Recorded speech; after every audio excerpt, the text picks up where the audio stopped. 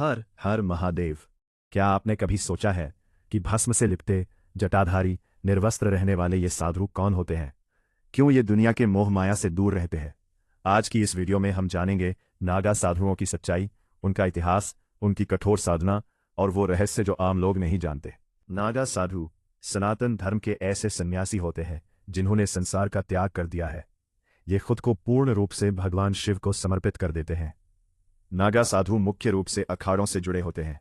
ये अखाड़े सदियों पुराने धार्मिक संगठन हैं जो धर्म की रक्षा के लिए बनाए गए थे। इनका जीवन बेहद कठिन और अनुशासित होता है। न कोई परिवार, न संपत्ति, न आराम, सिर्फ तपस्या, साधना और शिव भक्ति। नागा साधुओं का इतिहास बहुत पुराना है। माना जाता है कि आदि गुरु शंकराचार्य ने लगभग 8वीं सदी में अखाड़ों की स्थापना की। आदि शंकराचार्य, उन्होंने सनातन धर्म की रक्षा के लिए साधुओं को संगठित किया। उस समय भारत पर कई आक्रमण हो रहे थे।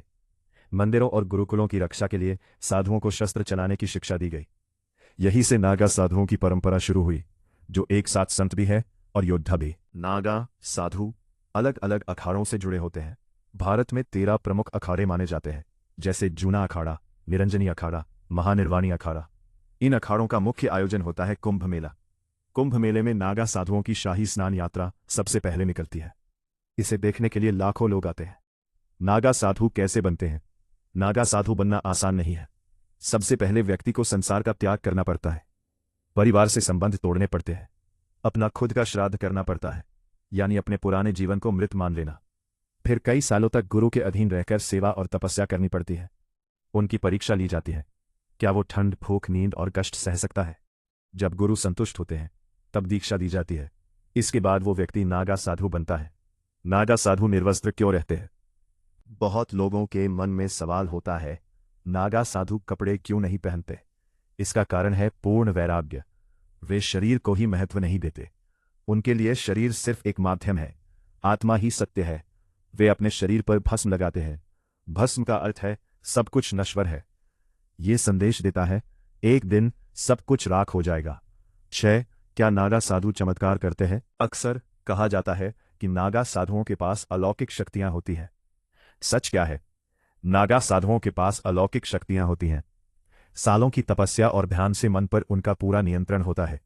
वे ठंड में बिना कपड़ों के रह सकते हैं, कठिन योगासन कर सकते हैं।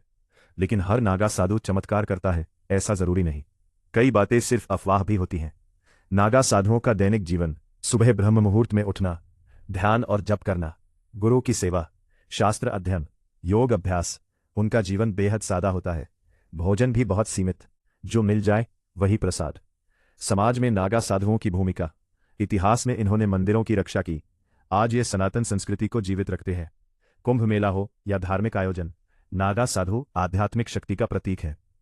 नागा साधुओं के बारे में फैली गलतफहमियां: ये सिर्फ दिखावा करते हैं। गलत। ये हमेशा क्रोधित रहते हैं। गलत। ये समाज से कटे हुए हैं। पूरी तरह सच नहीं। अलग है, लेकिन लक्ष्य एक ही है, मोक्ष।